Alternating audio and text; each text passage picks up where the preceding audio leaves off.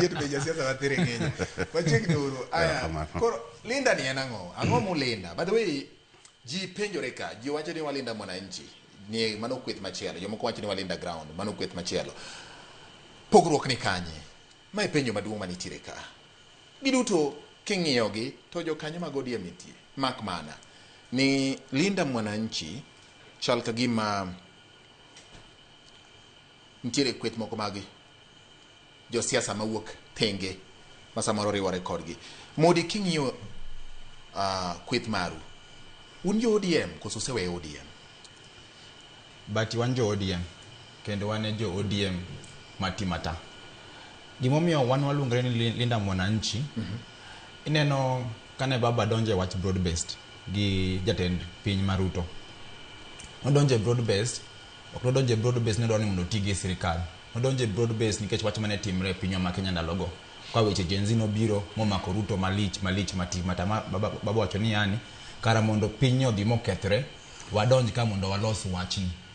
But ne gimire agreement mar 10 point agenda. Ni kada kwa biro tiyo gi Ruto kae, obiro tiyo kode, lakini on these and these agreements magin 10 points. But na wacho maber ni gigi nyaka tim within a grace period mane rumo 7th of March. Tarik 7 dwe mar 3.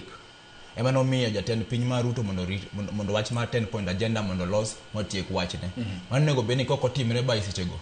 Raila Amolo Odinga ne dhi wuok wach mar broad based ni to no dhi luwo yoro kiwan. Koro wan bene kan wan tiere one voice mar Raila Amolo Odinga man en voice ne mar exit strategy mar broad based government ni.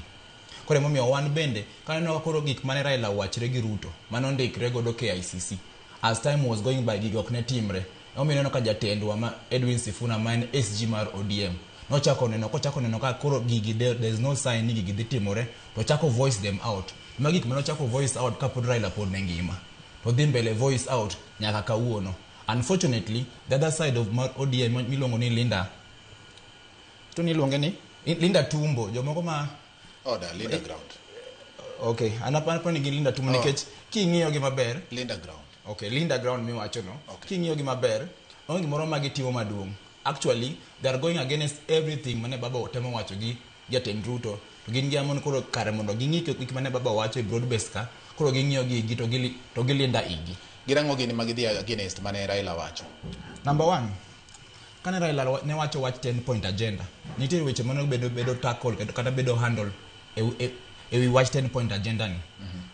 Ononego bedo to miyo grace period manyaka tarik 7 dwe mar 3. Kaka wach mane? Achiel kuom weche go ma nie 10 point agenda kako rilidho gi achiel kachiel. Nitie wach police brutality, wach abduction, wach mar equal distribution of resources. Kidhi mbele bende to gi wach mag police brutality is also there. Kidhi maber kang'iyo to gi wach abduction, pod wantiere sani ma podi the people that podi during that time osetho. Police brutality pod dhi mbele. What abductions pod dhi mbele. Demonstration, there's still no peaceful demonstration. Kanika jodhi e pap pod no ka police pod kiro tear gas. Nyocha wantiere Kakamega.